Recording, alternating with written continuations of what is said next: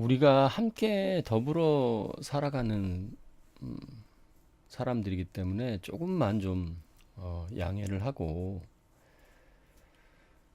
그러면 좋은데 점점 좀 강팍해지고 있잖아요, 세상이. 그래서 뭐 아파트 같은 경우에도 뭐 그래도 옆집에는 좀 그래도 인사하는 분들이 계신지 모르겠지만 거의 뭐 서로 무슨 일이 있어도 신경 안 쓰잖아요. 예, 점점 세상이 각박해져서 지금의 세상이 정말 그리스도인들이 필요한 세상이 아닐까 싶어요. 그래서 여러분 그 음식점 가시더라도 저는 이제 예전에 그런 어떤 음식점 갈 때도 여러분 그렇게 그 음식 뭐 서빙하는 분이라든지 뭐 이런 분들한테 좀 웃으면서 수고하신다는 말씀 이렇게 한 번씩 이렇게 해보세요. 그러면 서비스가 달라집니다. 근데 음식점 들어가서 막 음식 뭐 청소 상태 뭐 컵 이런 거 자꾸 이제 지적하고 그러면 무슨 짓을 할지 모릅니다. 여러분 그래서 제가 음식점 같은 데 갔을 때 이렇게 서빙하는 분이라든지 이런 분들한테 음식에 대한 뭐 잠깐 수고하신다는 얘기만 해도 막 서비스가 막 와요. 그래서 이제 같이 동행했던 분들이 아니 저기 같이 가면 또 어떻게 서비스가 이렇게 그거는 저기 운이 아니에요. 뭐 사람 관계라는 게 다 말 한마디가 천냥빚을 갚는다고 그 삶에서 살아갈 때 우리가 어떻게 우리 보통 기브 앤 테이크잖아요. 보통 세상 사람들도 그러니까 받은 만큼 주잖아요. 그러니까 그게 기본으로 그게 이제 필레오라는 어떤 그 사랑의 어떤 그 일반적 사랑의 핵심인데 필레오 정도만 돼도 세상은 정말 살만한 거죠. 내가 주는 만큼 받을 수 있으니까. 그러니까 부부관계에서도 필레오 정도만 돼도 행복한 삶을 어느 정도 살 수 있어요. 그러니까 남편은 남편의 역할을 하고 아내는 아내의 역할을 하고 또 그 역할이라는 게 어떤 역할인지 뭐 바뀔 수도 있지만 뭐 아내가 직장 생활에서 돈을 벌 수도 있고 남편이 가정 생활할 수도 있고 또 남편이 직장 생활하면서 아내가 가정 어쨌든 어떤 그 균형을 이루면서 내가 주고 받는 것에 대한 균형을 이루면 그러면 그 집이 그래도 그 행복이 어느 정도 유지되는데 이제 그 균형이 깨지면 이제 그 문제가 생기는 거죠. 이제 IMF 때 왜 문제가 생겼냐면 그 사랑, 그 필레오란 사랑이 굉장히 불안정한 게 뭐냐면 IMF 때 갑자기 직장을 잃어버리잖아요. 그러니까 자기가 원하지도 않았는데 그런 상황이 이제 발생되면 균형이 깨지게 되는 거죠. 그러면 이제 이게 심각한 어떤 위기가 오는 거죠. 우리가 갖고 있는 사랑은 하나님께서 우리에게 주시고 가르쳐 주신 사랑은 그런 어떤 필레오를 초월한 사랑이기 때문에 우리는 사실은 뭐 그런 위기를 극복할 수 있는 그런 지혜가 그런 은혜가 하나님을 통해서 우리에게 왔기 때문에 그런 뭐 일들이 우리는 얼마든지 이길 수 있다지만 일반적으로 세상을 살아갈 때 살아가는 모든 보편적인 사랑 그것도 굉장히 그 중요한 위치에 있는 사랑이 필레오잖아요. 에로스는 좀 떨어지고 그보다 그것은 뭐 내가 원하는 어떤 모습이라든지 뭐 어떤 아름다움이라든지 그런 게 내가 원하는 것에 맞춰졌을 때 그러니까 그냥 이기적인 사랑이죠 어떻게 보면은. 근데 이제 그것이 조금 이제 필레오스적인 사랑으로 이렇게 전환이 된다면 어느 정도는 살아가는데 그렇게 크게 힘들지 않습니다. 그 저는 사랑은 어느 한 곳에 머무는 게 아니라 사랑은 어떻게 보면 이렇게 진행이 된다고 생각해요. 진행 중이라는 생각이 돼요. 사랑은 진행 중. 그래서 어느 순간부터 이제 서서히 이 사랑이 발전돼 나가는 거죠. 이렇게 어떤 분들은요 사랑을 그 처음에 어떤 남녀가 만났을 때 탁 튀는 뭐 이런 거 있잖아요. 뭔가 딱 첫눈에 반하는 그래서 가슴이 두근거리고 정말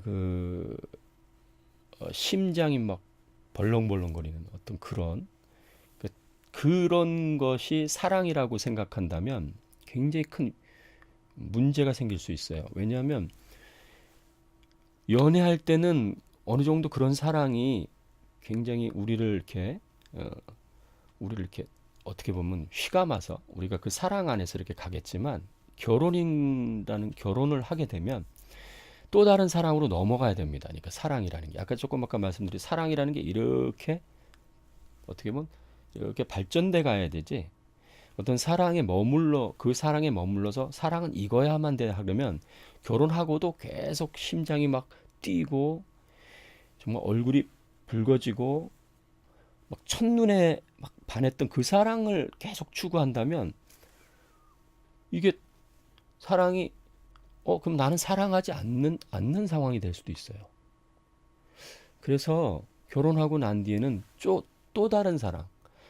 이 사랑이라는 것은 우리가 만약에 C.S. 루이스도 그런 얘기 했는데 만약에 첫사랑처럼 처음 그 남녀가 만났을 때 콩깍지가 씌워져서 그냥 질풍노도와 같은 사랑이 계속 이어지면 죽는다는 거예요, 사람은. 심장마비로.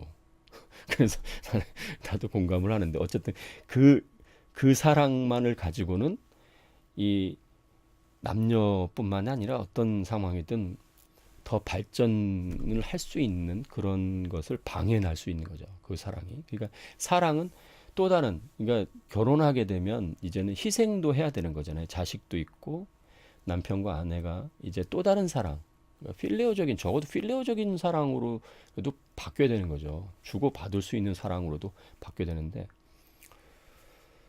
계속 그냥 그 첫사랑적인 어떤 그 느낌이 살아 있어야만 사랑이라고 생각한다면 그거는 좀 위험하지 않을까 그런 생각을 좀 해봅니다.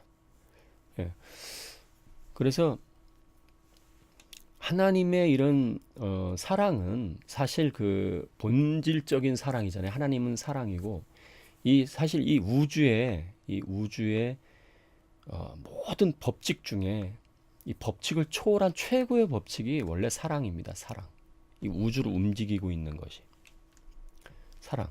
그래서 이 우주를 움직이고 있는 최고의 법칙이 사랑이기 때문에 그 사랑이 이제 절정이고 그 사랑을 통해서 우리가 하나님의 형상으로 만들어졌고 하나님의 그 이미지 또 하나님처럼 어떤 부분을 담고 만들어졌잖아요. 그래서 그 본질적인 사랑을 투영할 수 있는 그런 우리 존재, 우리도 그런 사랑을 나타내야 되는데 어쨌든 하나님의 사랑을 제일 많이 드러낼 수 있는 존재가 사실 우리 인간이잖아요. 인간.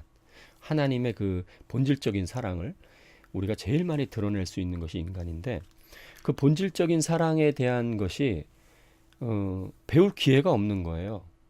솔직히 말해서.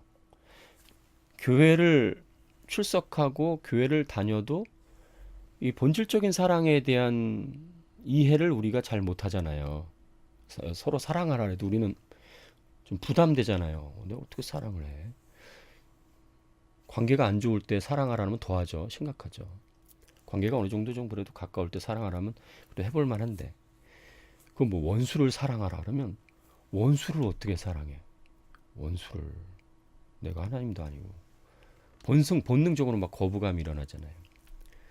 그 성경에서 말씀하는 사랑과 우리가 생각하는 사랑의 차이점이 굉장히 많이 있기 때문에 그래요. 우리가 본질적인 사랑에 대한 이해를 적어도 뭐 그 사랑을 우리가 할 수는 없어도 그것을 이해하고 그게 뭔가라는 것을 어느 정도만 파악해도 우리가 갖고 있는 사랑에서 이 본질적인 사랑과 비교할 수 있잖아요. 그리고 우리가 갖고 있는 사랑에 어떻게 보면은 부족한 점들을 발견할 수 있는데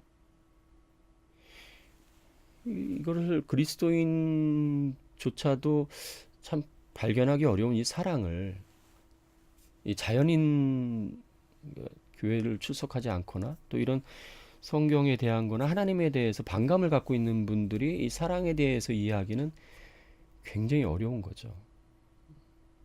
그래서 참 그런 것이 좀 안타까운 마음이 좀 들거든요. 그래서